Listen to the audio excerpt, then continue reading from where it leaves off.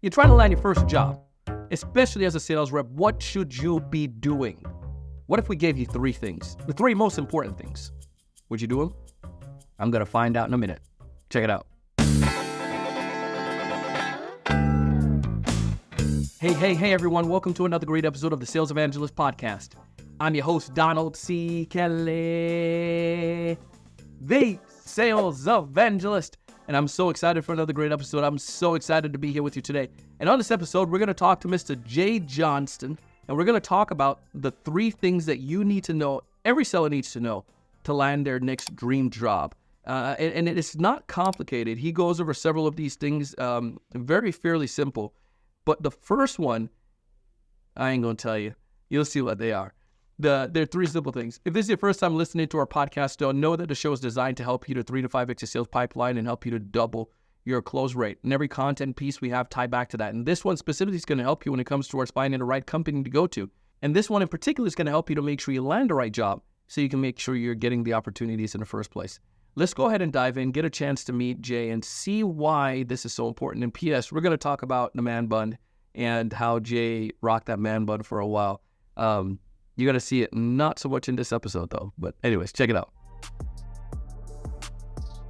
Jay, welcome to the show. Thank you for having me, Donald. It's been a while since we've connected, and I'm excited to be here. Well, I think there's important stuff that we need to talk about right off the bat. Like, for your friends who are watching this video, who know you, who have seen you, there's something going on a little bit different, man. Something a little different. What's the? I can't quite put my finger on it. It's like scratching my hair I trying to figure know. this out. I didn't even know if you'd recognize me, but I think for the first time in 4 or 5 years, I have shaved my head, and it feels awesome. I was telling you before the podcast that like I used to have fears of like being employed when I was out of college because I had a full-on man bun. Like it was Yeah. a lot of hair. And luckily, the tech industry and Dell, they were very accepting of that. I even think like talking to my director after I got hired, I was like, "Have you ever hired someone with a man bun?" And she was like, "No, I think you're the first person." So No way. it's cool to have a buzz cut for the summertime, makes swimming a little easier, and yeah, it feels Yeah. feels really good. That's what I was gonna say, man. It's like, yeah, and first off, it looks fresh. My little boy and I, we go every 2 weeks and get our hair cut. So you know when somebody is all fresh and clean, looks good, and all cleaned up, over here looking like $1 million. But definitely you can enjoy the summer a little bit more with the shorter hair, right? Totally. Well, I bragged about you a little bit in the teaser, Jay. Talked about you and the band bond a little bit, but I would love for you to tell us a little bit more about what you do, man. Yeah, so I mean, I'm doing a ton, but high level helping people land jobs in tech sales. And Yeah. it's just been such a cool journey. Like, I feel very fortunate that I had a lot of success at Dell.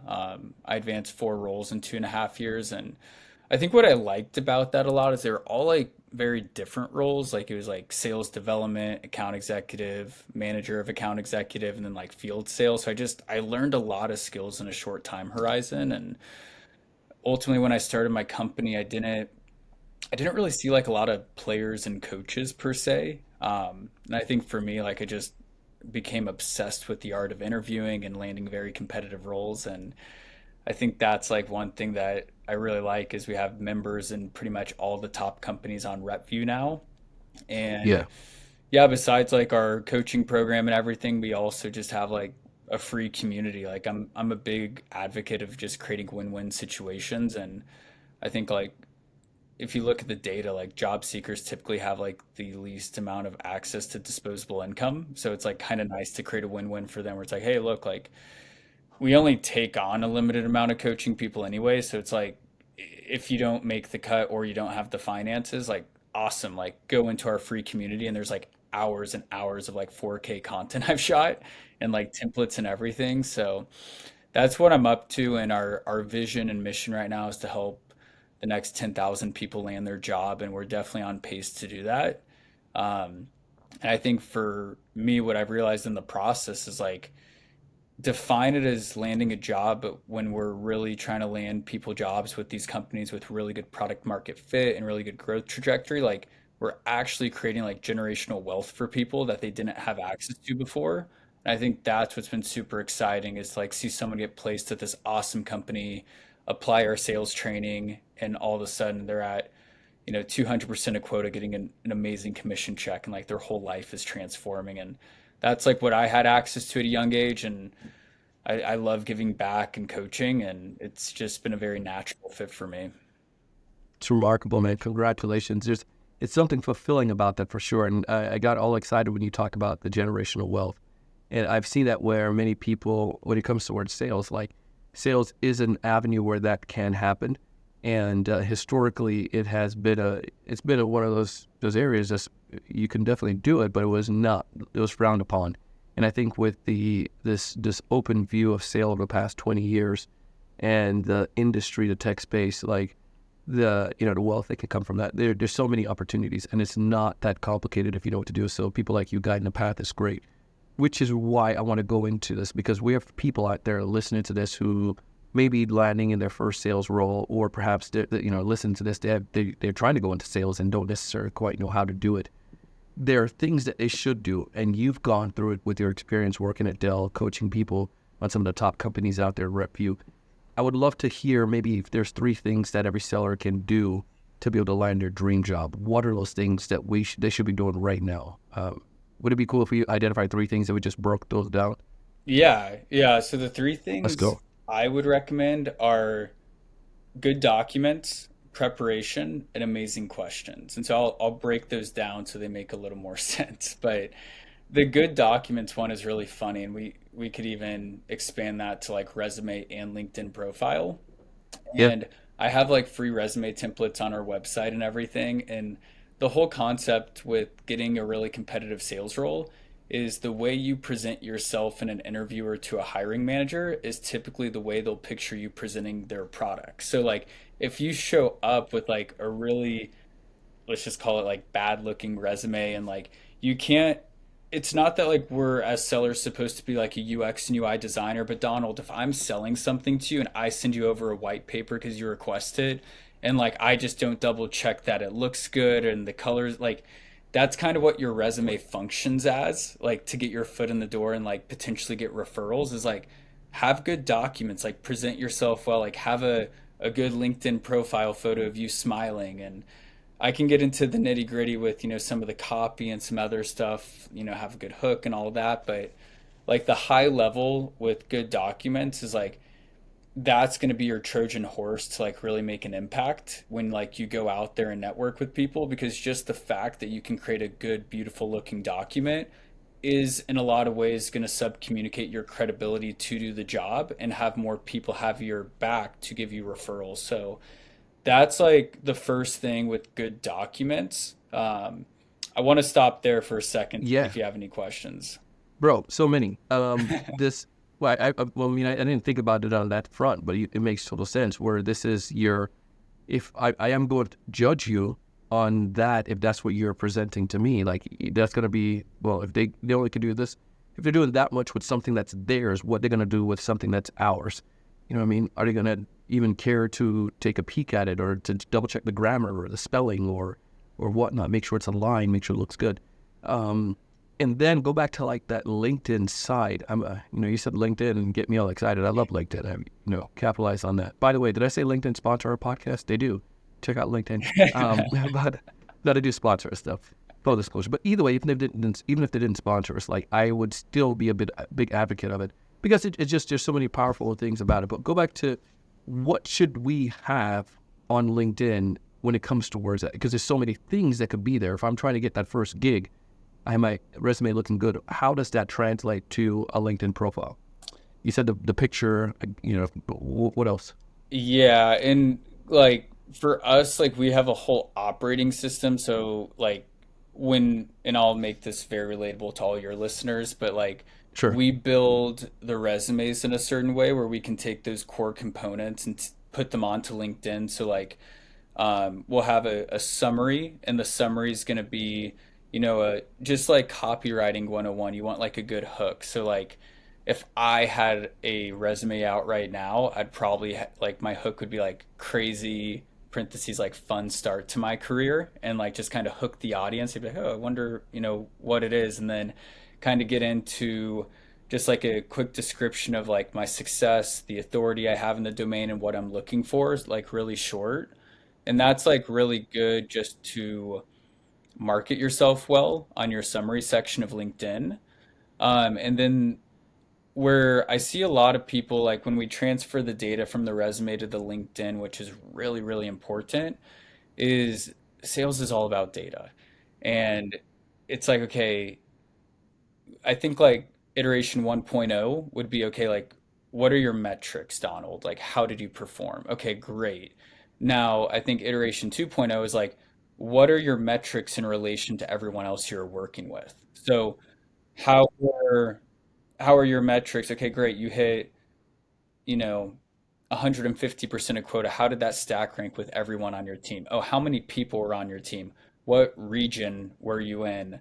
Um, what was the average order size for like the more data and details you have on your resume that you can also showcase on your LinkedIn, that is going to give you a very competitive advantage when you go to interview because details make the difference, especially for a lot of these competitive roles. Like I've worked with so many people too who transition from like really good companies. Like maybe they've been consulting at like EY, Deloitte, or like Red Bull or something, and like we have a whole like framework of like how to quantify any position you've worked because every position has metrics. Like that's just like a key tenet of business. Every role is metriced. And so showing that on your LinkedIn gives you so much more credibility than people who don't take the time to know what data and metrics they have produced.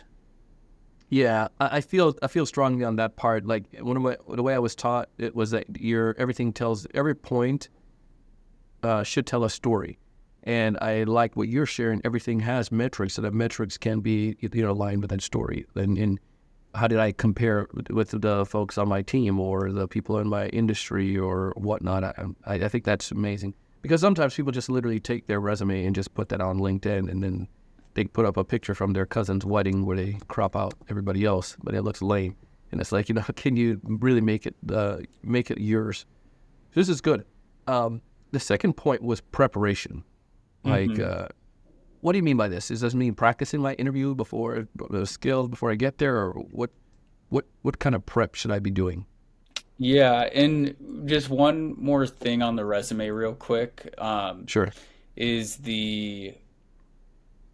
a lot of people fall into the trap of feeling like they need to shove everything in their resume or LinkedIn profile.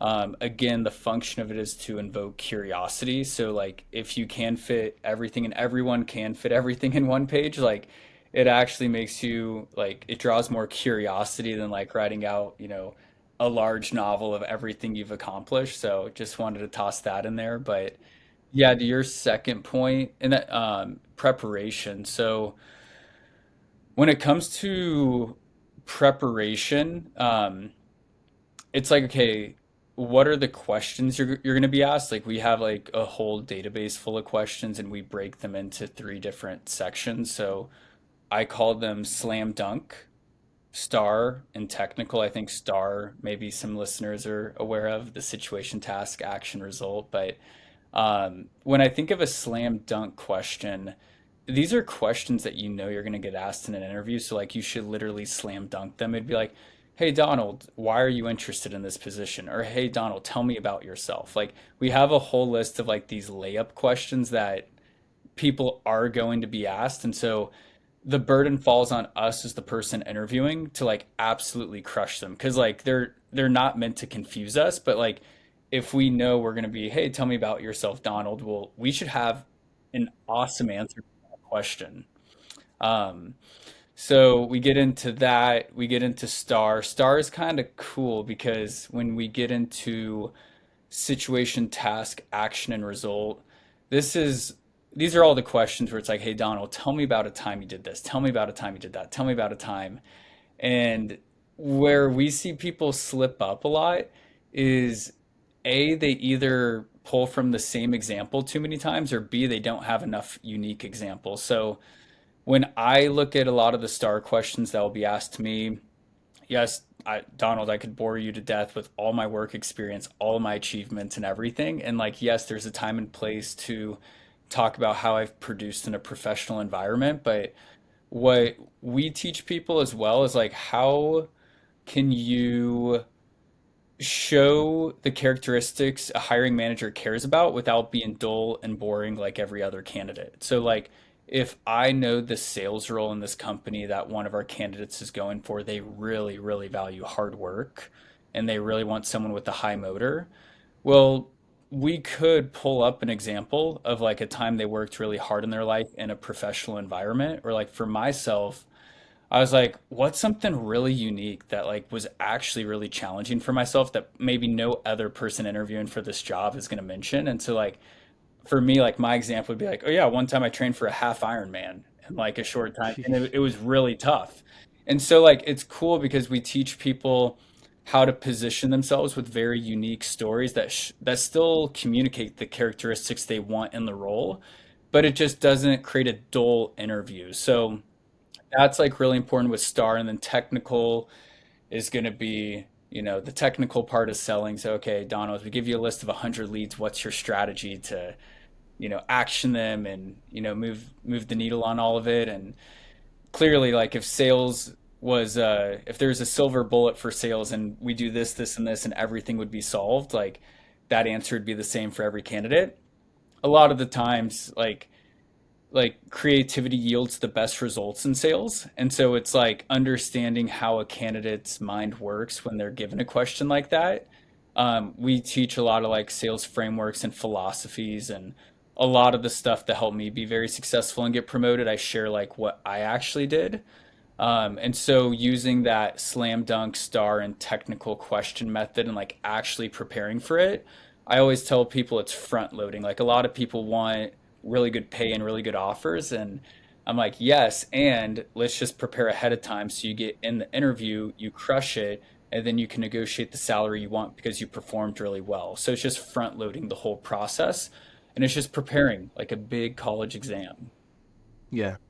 No, I really love this, and I like the simplicity of the slam dunk. I think sometimes those slam dunk ones are some of the ones that are often missed because we think they're so simple and they're so obvious, but we don't necessarily come prepared for them. You have to be very deliberate. And then the smart, I like that part. The start questions, and then your technical questions, like some of those technical skills, amazing. Now, the last part is speaking of amazing questions. Let's talk about that. Why is it so important that I ask amazing questions? And what exactly is an amazing question that I should be asking? Maybe give me some examples. Yeah, so if two strangers enter the room and they don't know each other, like more often than not, what will happen is like you will always get delegated down to the person the other person thinks we are. So like if I'm going into an interview and the other person knows nothing about me, they're probably going to delegate me down to not knowing anything about their company or like anything that's important to them. And so what I always tell people is like we want to ask amazing questions and like build good context leading into the question so we can show we can show our value. So a good example of that, like of a good question in an interview would be, hey Donald, what is AWS's biggest initiative this year? And I'd be like, okay, cool, that's a good question. How can we make a great question?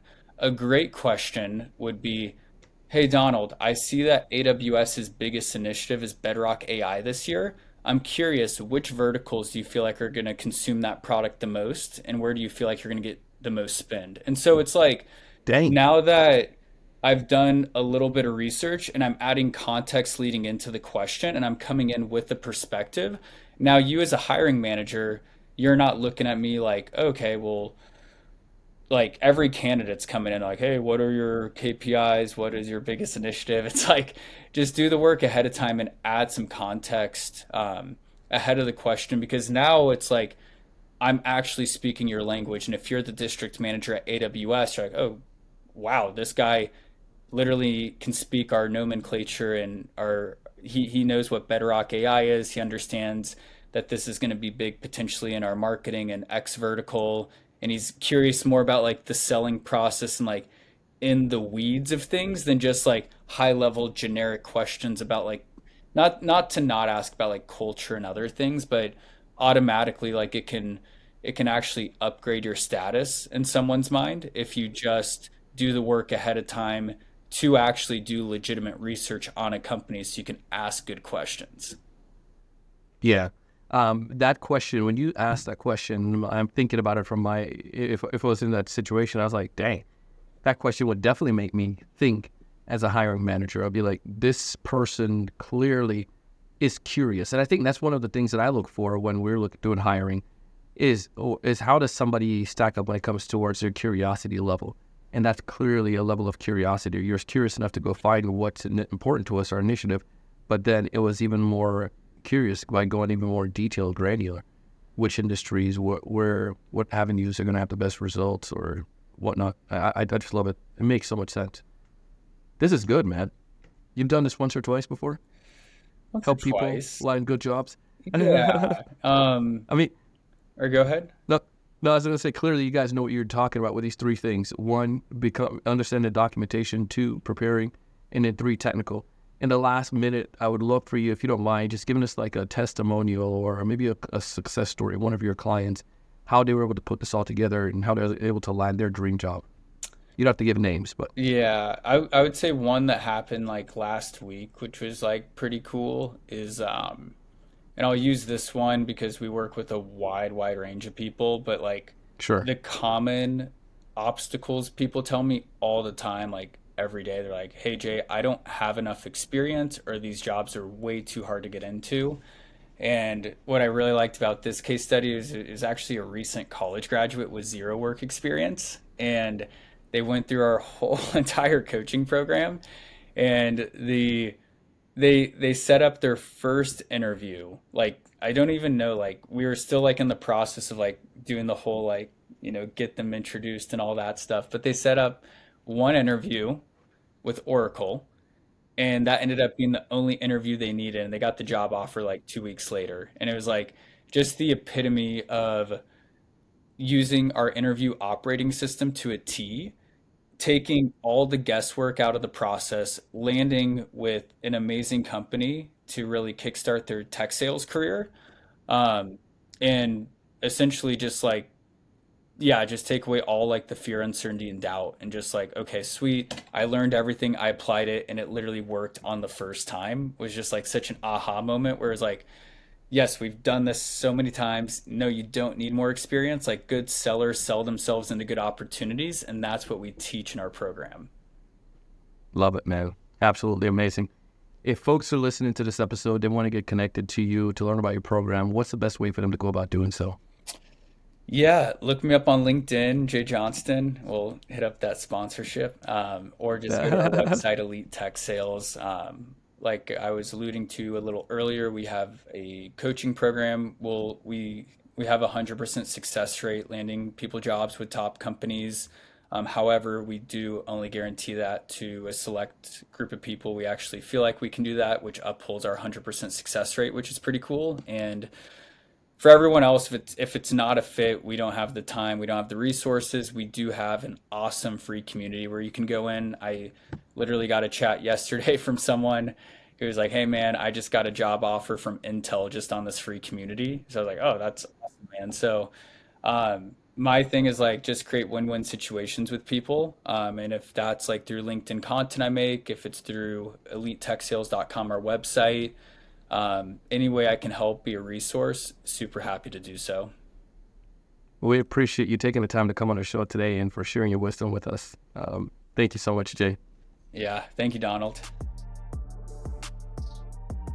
That was Jay Clean Shaven Johnston. I saw he had a fresh and clean, fresh cut Friday hairdo there. Appreciate you, Jay, coming on the podcast. But those three things again, I mean, went over them, but the documentation, the preparation, and then making sure you're asking those amazing questions. They're not overly complicated, but when he gave those examples, especially with asking the amazing questions, it made so much sense. And especially as a seller, if you can't ask great questions as a seller, it's going to be, if you're not asking that in a conversation, you're not going to be able to do that in the interview. You're not going to be able to do that in a conversation with your prospects. So you need to demonstrate that right then and there. Amazing stuff, man. Speaking about amazing, check out our sponsors as well. They have some amazing offers for you, for your team, individually, collectively. that you can check out and apply it. I would love for you to check that out. As always, I want you to thrive and succeed.